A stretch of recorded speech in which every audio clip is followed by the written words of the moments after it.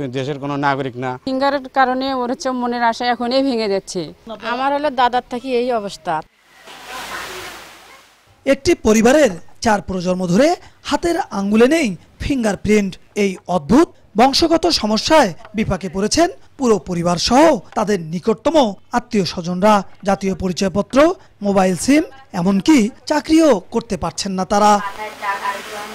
পড়ালেখা করেও চাকরির সুযোগ হারাচ্ছেন কাগজের অভাবে। ড্রাইভিং শিখেও পাচ্ছেন না ড্রাইভিং লাইসেন্স। পরে উপায়ন্তর না দেখে কৃষিকাজে নেমে পড়ছেন। আধুনিক তথ্য প্রযুক্তির যুগে নিজেদের পরিচয়হীন মনে করছেন এ পরিবারের সবাই। এমনকি অনেক সময় ব্যাংক অ্যাকাউন্ট, জমির কাজ, নির্বাচনে ভোট প্রদান ও সরকারি বিভিন্ন সেবা নিতেও পারছেন না আঙ্গুলের ছাপ না থাকায়। দিনের পর দিন অনিশ্চয়তার মধ্যেই কাটছে এই পরিবারের সদস্যদের জীবন। ফিঙ্গার যেত না, এই কারণে আমি আইডি কার্ড করতে পারতেছি না। আইডি কার্ড না থাকার কারণে আমি কোনো কর্ম করতে পারতেছি না। তা আমি যে করে হোক চলতেছে, মেয়ে মানুষ, কিন্তু আমার বাচ্চা লেখাপড়া করতেছে। ওর মন মানসিকতা হচ্ছে ও বড় হয়ে অনেক বড় হবে, কিন্তু ফিঙ্গারের কারণে ওর হচ্ছে মনের আশা এখনই ভেঙে যাচ্ছে। সরকারের কাছে একটাই আবেদন, সরকার যেন আমাদের কোনো বিকল্প ব্যবস্থা করে দেয়। চিন্তায় পড়েছেন অভিভাবকরা। তাদের ছোট সন্তানদের হাতেও দেখা দিয়েছে একই সমস্যা। ভবিষ্যতে জাতীয় পরিচয়পত্র না থাকলে শিক্ষা থেকে শুরু করে নাগরিক সব সুবিধা হারানোর আশঙ্কা করছেন তারা। একাধিক চিকিৎসক দেখিয়েও কোনো লাভ হয়নি। এটি বংশগত জিনগত সমস্যা, যার চিকিৎসা বা স্থায়ী সমাধান এখনো নিশ্চিত নয় বলে জানান তারা।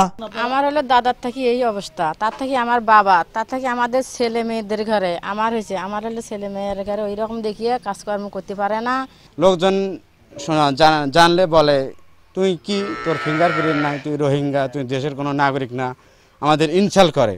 বংশগত এই বিরল সমস্যায় প্রতিনিয়ত দুর্বিষহ জীবনের মুখোমুখি হচ্ছেন গাইবান্ধা সদর উপজেলার বল্লমঝাড় ইউনিয়নের ঝিনেশ্বর গ্রামের এই পরিবারটি। এদিকে স্থানীয় নির্বাচন অফিস বলছে এ ধরনের সমস্যা নিয়ে কেউ তাদের কাছে আসেনি। ফিঙ্গারপ্রিন্ট থাকা বা না থাকা এটা একটা ফিচার যেটা আমরা ভোটার হওয়ার ক্ষেত্রে ব্যবহার করি, কিন্তু আমাদের দেশের আইনে নতুন নাগরিকদের ভোটার হওয়ার যে 4টা শর্তের কথা বলা আছে, এখানে কিন্তু ফিঙ্গারপ্রিন্টের বিষয়টা বলা নেই। প্রয়োজনীয় ডকুমেন্ট সহ তারা আমার অফিসে আসলে আগে আমি নিজে তাদের ফিঙ্গারপ্রিন্টটা গ্রহণ করার পরে দেখব যে হলো ফিঙ্গারপ্রিন্টটা আপলোড হচ্ছে কিনা। যদি ফিঙ্গারপ্রিন্টটা আপলোড হয় তাহলে তো ভোটার হয়ে গেল, আর আপলোড যদি না হয় সেক্ষেত্রে উপায় আছে। এটা আমরা ঊর্ধ্বতন কর্তৃপক্ষের সাথে কথা বলে, সিস্টেম যারা ডেভেলপ করে তাদের সাথে কথা বলে যে এটা দ্রুততম সময়ের মধ্যে কিভাবে তাদের নাগরিক সেবা নিশ্চিতের লক্ষ্যে এনআইডি কার্ড সরবরাহ করা হয়, আমি সেই ব্যবস্থা গ্রহণ করব। তবে বিষয়টি ঊর্ধ্বতন কর্তৃপক্ষের মাধ্যমে সমাধানের উদ্যোগ নেওয়া হলে শহীদুল ইসলামের পরিবারের 9 সদস্য সহ তার বংশীয় নিকটতম প্রায় 30 জনের স্বস্তি ফিরে আসবে। এই পরিবারের 8 জন সহ তাদের আত্মীয় স্বজনের প্রায় 30 জন ব্যক্তি ফিঙ্গারপ্রিন্ট বিহীন অবস্থায় রয়েছে, যাদেরকে বিভিন্ন কাজে প্রায়ই পড়তে হচ্ছে দুর্ভোগে। বিপ্লব ইসলাম, সময় সংবাদ, গাইবান্ধা।